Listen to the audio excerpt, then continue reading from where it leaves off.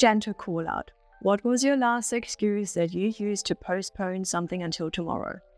Was it that you maybe didn't have time or not enough motivation? Were you hoping to do it for someone else, with someone else, but they dropped off so you did too? Could you just not be bothered and instead doom scrolled on your phone, liking once again another raccoon dancing in a circle? If yes, then my friend, your self-sabotage type is the excuse finder, also called procrastinator. And this is the person who, despite having great intentions and big dreams, always seems to find a reason to put things off or avoid taking action. So if you ever found yourself procrastinating on something you really want to do, or if you feel like you're always stuck in a loop of, I will do it tomorrow, then this part 2 in the series about self-sabotage types is for you. So let's dig deep into why we develop this habit, how it affects our lives, careers and businesses, and most importantly, how we can break free from it.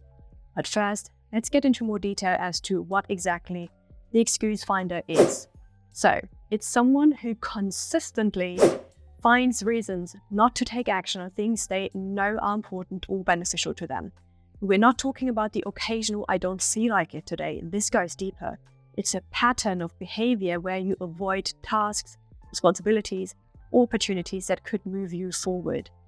You might have a big goal, like launching a business, writing a book, or starting a fitness routine, but instead of taking steps towards it, you find yourself saying things like, I'm too busy right now, I'll start when things calm down, or I need to do more research before I begin.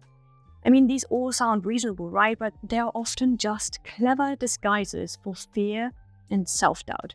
At the root of excuse finding is often, as said, fear of failure, fear of criticism, fear of not being good enough. We might tell ourselves, if I don't try, I can't fail, or if I don't put myself out there, no one can judge me, right? So it's kind of like a protective mechanism and a way to avoid discomfort or potential disappointment in the form of procrastination.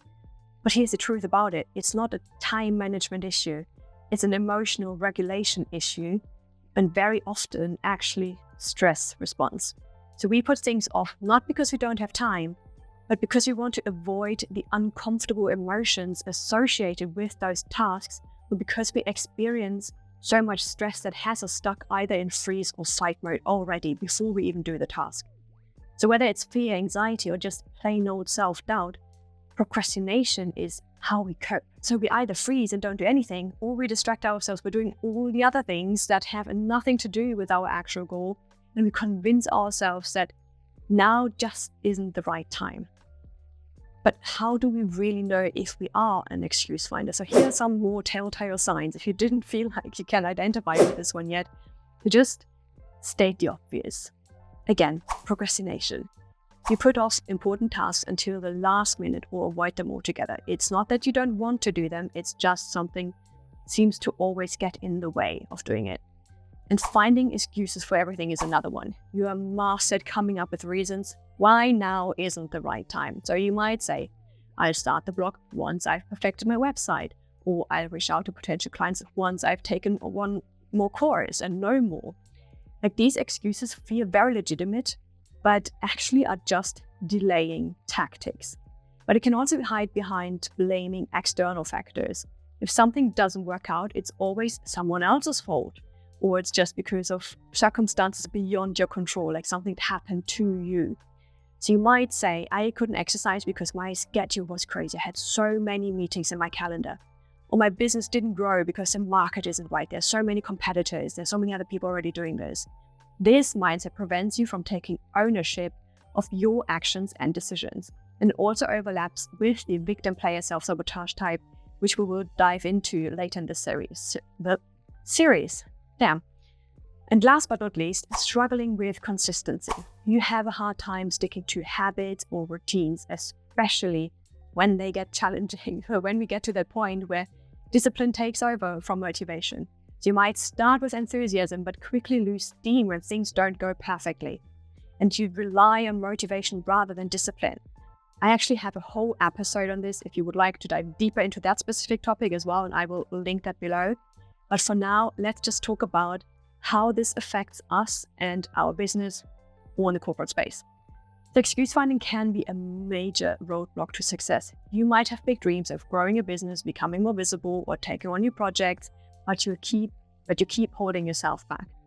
For example, let's say you always wanted to be more visible in your industry. Your dream of collaborating with other business owners, going live on social media, or being a guest on a podcast, right?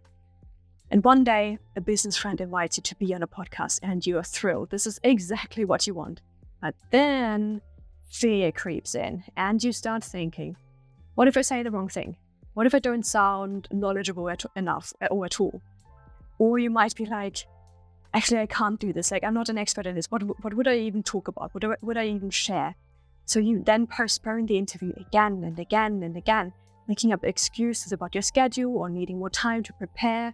You even got the questions already and you perfectly scripted your answers, but you still just doesn't feel ready and you keep on postponing and putting in more excuses to not do it. Meanwhile, you see others in your network taking advantage of similar opportunities, growing the visibility and having fun doing it. And you then feel left out and frustrated, but you can't seem to break the cycle. This is where excuse finding really holds us back. It keeps us stuck, always waiting for the perfect time that never comes. It never comes. But how do we move past this? How do we stop finding excuses to really start taking action? Here are some strategies. First up, recognize and challenge your fears. Start by identifying what you're really afraid of. Is it failure? Is it rejection? Is it not being good enough? And once you know what's holding you back, challenge those fears by asking yourself, what's the worst that could happen if I took this action? And often the fear of the unknown is scarier than the reality. Then break the tasks into small steps. This is the part 2, or the second strategy. Big goals can feel very overwhelming, making it easy to find excuses to avoid them. So break your goals down into smaller, manageable steps. Instead of saying, I need to launch my business, start with, today I'll write down 3 business ideas. And small wins will then build up this momentum and obviously also your confidence. Next up, create accountability. Tell someone about your goals and ask them to check in on your progress. This could be a friend, a mentor, or accountability group. It can be me as your coach. Knowing that someone else is watching can motivate you to push through the urge to procrastinate because someone else is involved and they have expectations of you. And with the accountability comes also setting clear, realistic deadlines. Give yourself a time frame for completing tasks and stick to it. When you set deadlines, you're less likely to put things off indefinitely. Be realistic though. Don't set yourself up for failure by overloading a schedule or by saying you will achieve this like in 1 week if it's actually something that will take way longer than that. And when you get started, also don't forget to embrace imperfection, because done most of the time is better than perfect. If you wait for everything to be just flawless, you'll never get anything out there. Give yourself permission to make mistakes and learn from them. The world doesn't need perfection. It needs your unique voice and perspective. As you go, keep in mind also the long-term benefits. When you catch yourself making excuses, remind yourself of the long-term benefits of taking action. You can do that by visualizing what achieving your goal will feel like. Let that future vision pull you forward, even when the present moment maybe feels a little bit daunting.